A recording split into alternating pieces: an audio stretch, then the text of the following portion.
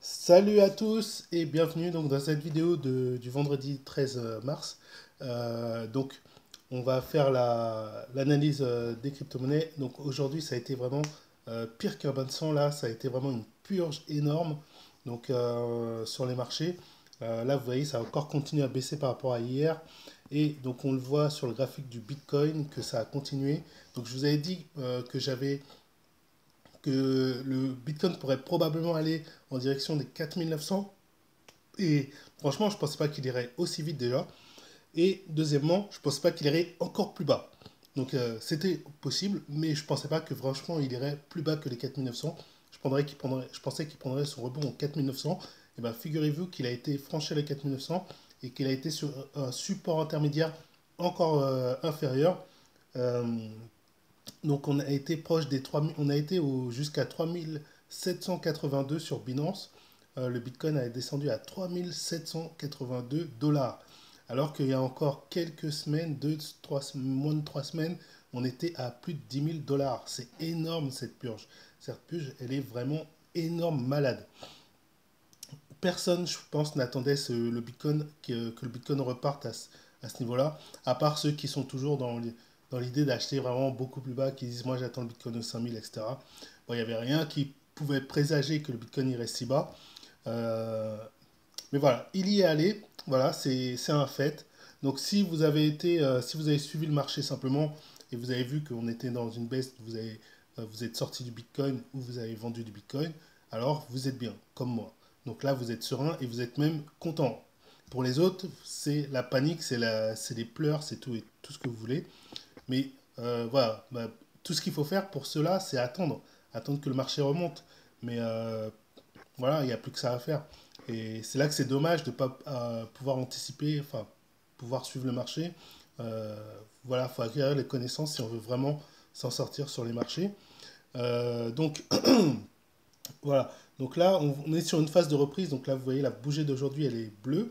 Donc ça veut dire que là, depuis 1h, 2h du matin, on est dans le bleu. Donc ça remonte. Alors moi, j'ai racheté. J'ai racheté, pourquoi? Parce que, alors je vais vous montrer. Donc ici, c'est l'évolution de mon compte sur Binance. Donc j'ai d'autres comptes, hein, mais bon, j'ai mis celui-là pour vous montrer. C'est sur celui-là où je vais trader un peu plus manuellement, etc. Donc, enfin, c'est mon compte de référence pour les vidéos, en fait. Et du coup, vous voyez, au tout début, en fin décembre 2019, j'étais à 0,119 Bitcoin. Donc je suis monté petit à petit, je vous avais montré dans les autres vidéos. Donc hier encore, j'étais à 64% de hausse sur ce portefeuille par rapport à la date du 29 décembre. Et là, aujourd'hui, je suis passé à 75%. Donc j'ai vendu à ce niveau-là. Et mon portefeuille, du coup, en Bitcoin, il a atteint 0,20. Donc c'est quasiment le double, presque le double de ce que... Bah, en fait, si je m'étais connecté plus tôt ou dans la nuit sur le marché, donc mon portefeuille aurait été plus bas encore, plus haut. Du coup, j'aurais largement dépassé j'aurais quasiment, enfin, j'aurais fait plus de 100% sur le portefeuille euh, depuis le 29 décembre. Donc là, voilà, je me suis dit, j'ai atteint 0,2090. Bah, pour moi, c'est très satisfaisant. Donc ça, c'est une raison, mais c'est pas la seule, puisque je peux pas me baser que sur ça. Euh, je vais vous montrer la deuxième raison. Donc la deuxième raison, elle va se trouver là. Donc je vous avais dit donc déjà qu'effectivement il y avait un support intermédiaire, donc je vous ai pas menti. Ici on le voit, c'est le S4, pas le tout dernier à droite, mais l'avant-dernier à droite. Je vais essayer de tracer une croix.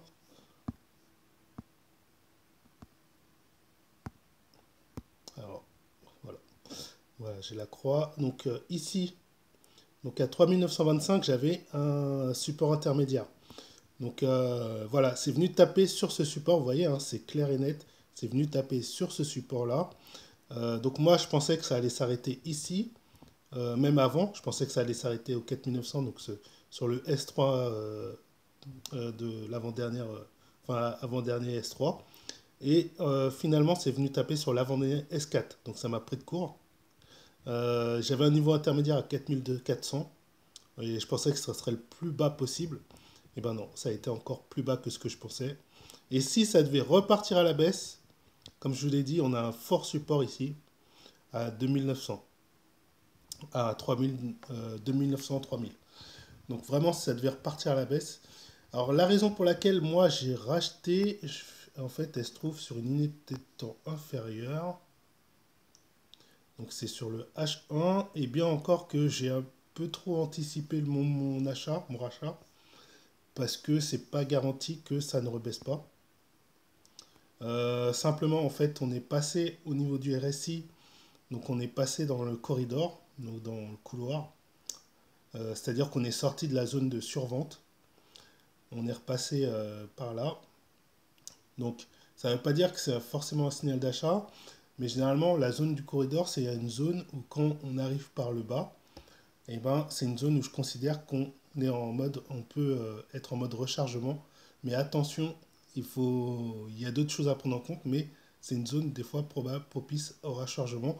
Et surtout après, la dernière confirmation de rechargement d'achat, elle se trouve donc quand on arrive au niveau du 60, donc la borne supérieure.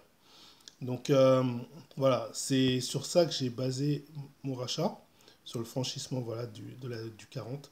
Donc là, on est quand même au-dessus. Par contre, au niveau du cours, c'est encore léger.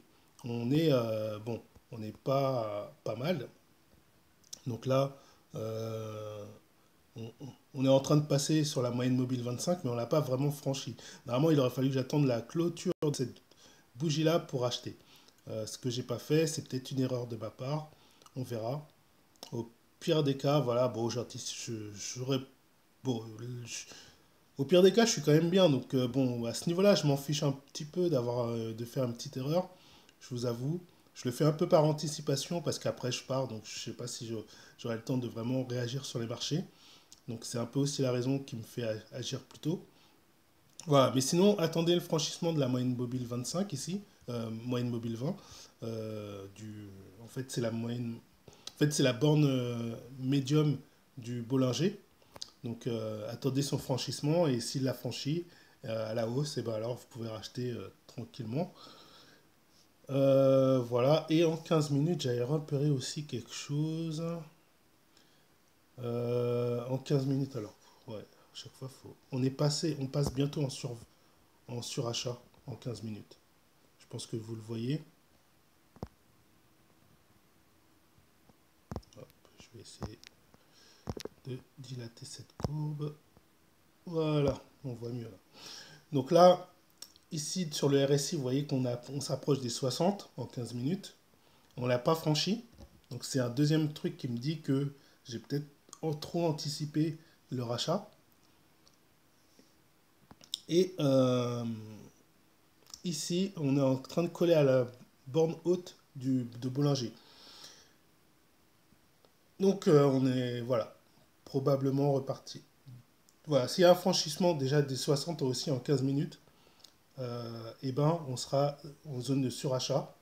Donc ça voudra dire certainement que, bah, d'ailleurs, quand on franchit les 60, au moment où on franchit les 60, c'est un bon signal d'achat, comme je vous l'ai dit. Et en plus, on passe en surachat. Donc voilà, ça peut vouloir dire que la tendance va être acheteuse. Pour l'instant, on n'a pas encore franchi, comme je vous l'ai dit. Donc il faudra attendre, il faut être patient pour ceux qui peuvent.